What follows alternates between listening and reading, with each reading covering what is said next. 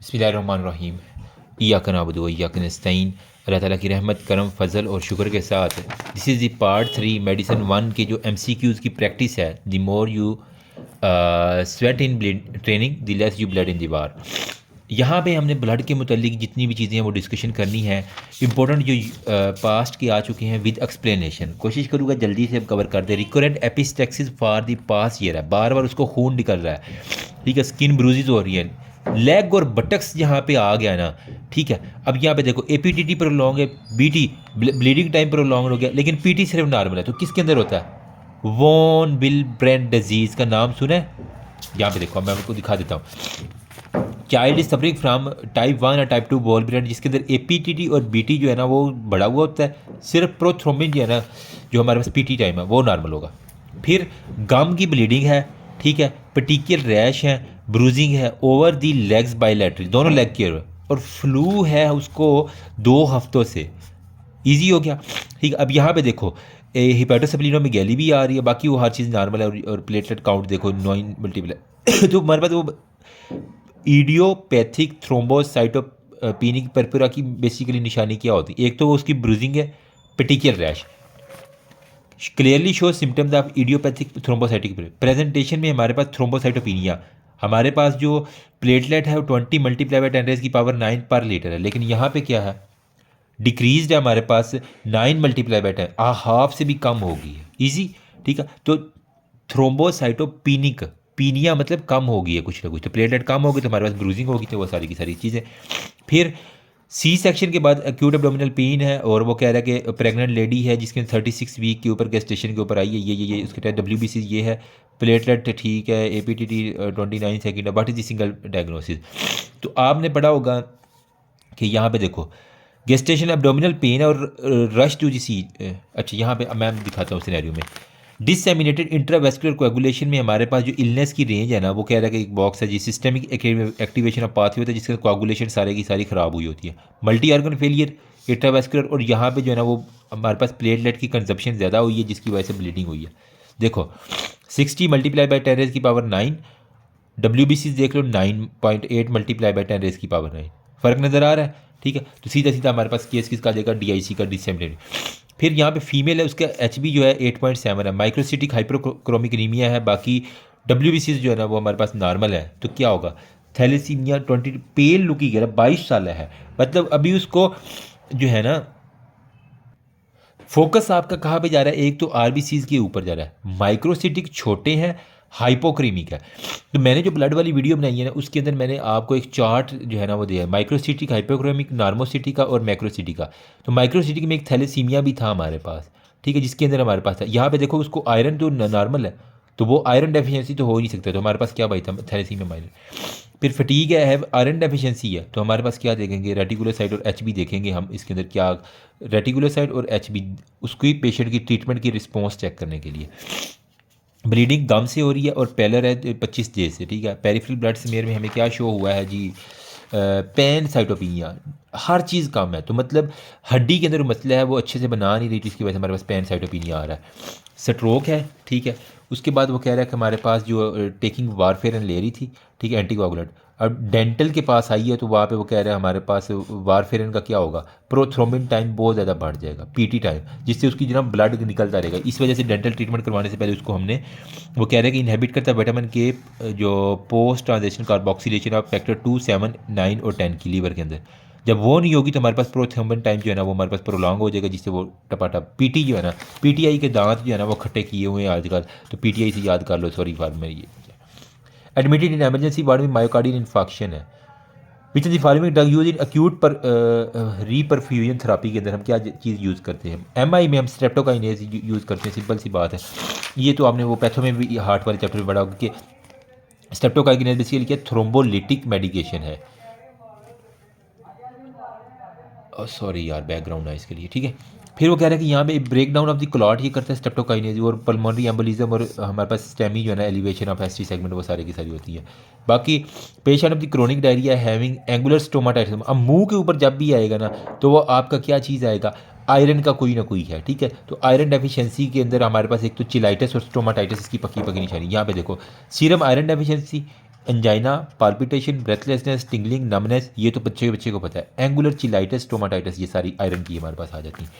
फिर वो कहते हैं मैकेनिज्म ऑफ वारफेरन क्या है, ये इनहिबिट करता है किसको, inhibition of the reductase to convert K positive into the epoxide.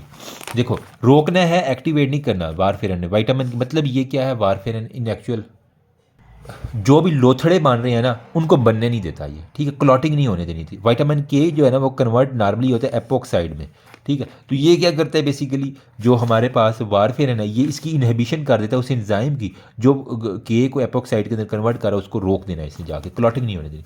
Microcytic हाइपोक्रीमिक anaemia, thalassaemia का ट्रेड में वो कह रहा है ये सारी नॉर्मल, अगर इसके अंदर आयरन है तो सिंपल सी बात हमारे पास आ जाएगी।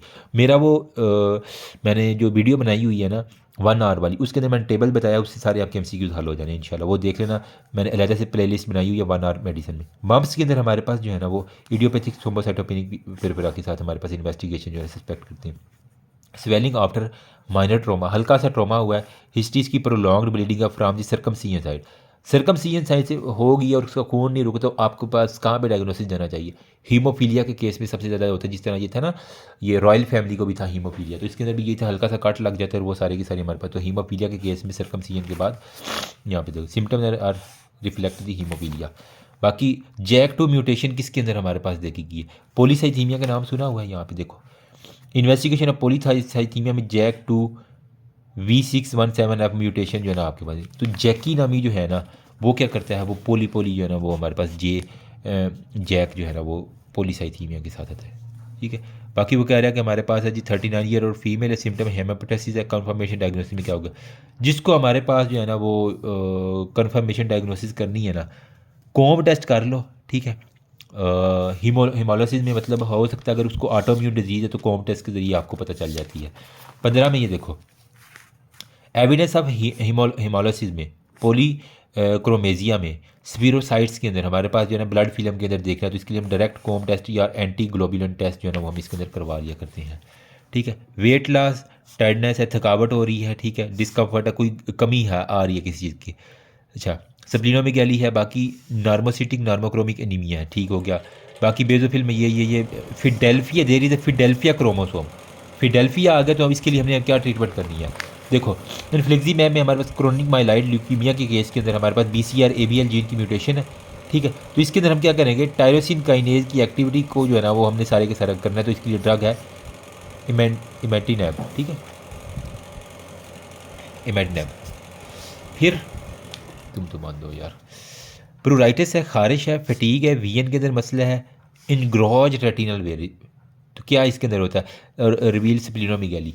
देखो एक तो खारिश आ रही है, ठीक है, VN में प्रॉब्लम है, और उसकी रेटिना में जहाँ भी आएगा ना, तो आपने आई के अंदर पढ़ा होगा कि हमारे पास जो है ना स्प्लीन में भी enlarge due to lymph proliferative disease, myeloproliferative disease की वजह, या ऑटोइम्यून हिमोलिसिस हो सकती है, ठीक है, या वगैरह हिमोलिटिकल डिसऑर्डर। इन दिस केस में हमारे पास जो है ना हिमाटोक्रिट जो है ना वो कैन बी कैरिड आउट, सारे का सारा हिमाटोक्रिट का चक्कर है, जिसकी वजह से हमारे पास वो अकामुलेट हुआ और उसकी वजह से खारिश होना शुरू हो जाती है। फिर pancytopenia with circulating blast cell, pan और उसकी एज देख लो, तो इसके लिए मैंने चार्ट बताया, बच्चे जो है ना वो ऑल होते हैं एक्यूट लिपोब्लास्टिक ल्यूकीमिया के साथ, मैंने चार्ट में सारी चीज़ें बताई हुई, इस वजह से ज़्यादा जोर नहीं मैं दे रहा क्योंकि हमें टाइम ज़्यादा करने वाली बात है यहाँ पे। फिर शॉर्टनेस ऑफ ब्रेथ, फटीगेबिलिटी है, बाकी माइक्रो जो है ना वो वहाँ पे कैपेसिटी आपको 200 माइक्रोग्राम मिल गई है, तो इसके अंदर ऑकल्ट ब्लड लॉस जो है ना वो आप देख लोगे एग्जामिनेशन ऑफ दी एनीमिया के लिए, मतलब कि उसने 50 साल है कि वो इजी फटीगेबिलिटी और शॉर्टनेस ऑफ ब्रेथ, मतलब उसको एनीमिया वाला कोई ना कोई साइन है, ठीक है। तो यहाँ पे उसका जो है ना वो वेट लॉस भी हो रहा है ओवर 3 मंथ, हीमोग्लोबिन जो इसका कम हुआ है, तो आप देखो उसके जो है ना वो कितना ब्लड उसके फीसिस के अंदर भी लॉस हो रहा है, वो भी आपको चेक करना है। मतलब मोस्टली अगर GI का मसला हो ना, ठीक है, तो उसके अंदर हमेशा आपको ये ऑकल्ट ब्लड लॉस और इसके अंदर की सारी चीज़ें देखनी है, क्यों हो रहा है ये लॉस आ रहा है वो। सीरम फेरेटिन ये है, ठीक है, माइक्रोसिटिक MCV ये है, हेपेटोमेगैली है, ये है। सिबलिंग को भी अगर इलनेस है तो इसका मतलब कोई ना कोई इसको ना विरासती तौर पे चलने वाली बीमारी है, तो थैलेसीमिया हमारे पास मोस्ट कॉमनली जो है ना वो होती है। तो 20 में in such cases evidence of the red cell dysplasia, microcytic में हमारे पास ये सारी की सारी होती है, तो हमारे पास यही है बीटा थैलेसीमिया के केस। प्रूराइटिस है, मतलब वहाँ पे क्या हमारे पास इकट्ठा हो रहा था, हिमेटोक्रिट। हिमेटोक्रिट एक्चुअल में हम ना पूरे ब्लड के अंदर जितने जितने उसकी हेल्दी आरबीसीज है ना उसके अकाउंट को हम कह रहे हैं यहाँ पे, ठीक है। तो वो यही कह रहा है कि वेट लॉस प्रूराइटिस है, रबड़ी कंसिस्टेंस, जहाँ पे रबड़ी आ रही तो हाजकिन लिम्फोमा आपका पक्का होगा, ठीक है। तो यहाँ पे क्या है जी, देखो Hodgkin lymphoma, rubber Hodgkin lymphoma, easy. Splenectomy is recommended in all except, सब में हम स्प्लीनेक्टमी कर सकते हैं, लेकिन किसके अंदर रिकमेंड नहीं है स्प्लीनेक्टमी, वो ज़रा बता दो। तो वो हमारे पास किस में होगी, वेस्कुलर परपुरा के अंदर 22 का डेल्टा, ये इन्होंने लिखा हुआ है 22 में। वेस्कुलर परपुरा के अंदर आप स्प्लीनेक्टमी नहीं करेंगे, वरना अगर किसी को आईटीबी है उसके अंदर भी हाइपर स्प्लीनिज्म है, कंजेनिटल सेफिरोसाइटोसिस है, वहाँ भी जाके स्प्लीन में आरबीसी फंस जाते हैं। ऑटोम्यून के अंदर भी यही है, और हाइपर स्प्लीनिज्म के अंदर तो ऑलरेडी। रेटिकुलोसाइट जो है ना वो इंक्रीज किसके अंदर होता है, हिमोलिसिस के अंदर, ज़ाहिर बात है। ये बेसिकली ना इंडिकेटर है रेटिकुलोसाइट काउंट, किस चीज़ का, एनीमियाज का, और bone marrow response to anemias का हमने देखना होता है, ठीक। नॉर्मल के अंदर 0.5 से 2.5% होता है, बस इससे इतना याद कर लो। Richest store of folate, folate green vegetable में, सब्ज़ जो सब्जियां हैं उसके अंदर। फिर few day history of the fever है उसको, being treated with anti malarial drug उसने ली है, तो ग्लूकोज 6 मलेरिया जहाँ पे आ जाएगा तो वहाँ पे उसको मलेरिया को ग्लूकोज खिलाना आपने, ग्लूकोज 6 फास्फेट डिहाइड्रोजिनेज जो है ना वो आपके पास होएगी, ठीक है। ये कह रहे हैं हमारे पास दिया हुआ टेबल में, बाकी ठीक है।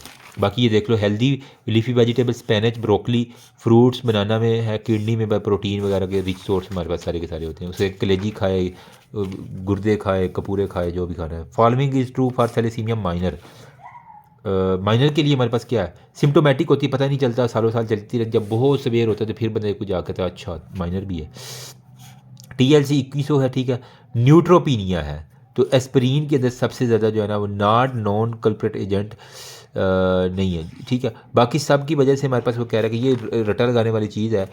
तो एनाल्जेसिक और एंटी इन्फ्लेमेटरी में पेनिसिलामिन, नेफ्रोटॉक्सिन, ये सारी उसने ड्रग्स लिखी हुई हैं, ठीक है। तो ये वो कह रहा है कि हमारे पास ये एंटी इन्फ्लेमेटरी इनकी वजह से हमारे पास क्या होगा, इसमें कहीं भी एस्पिरिन नहीं है, तो न्यूट्रोपीना हमारे पास एस्पिरिन नहीं करवाती।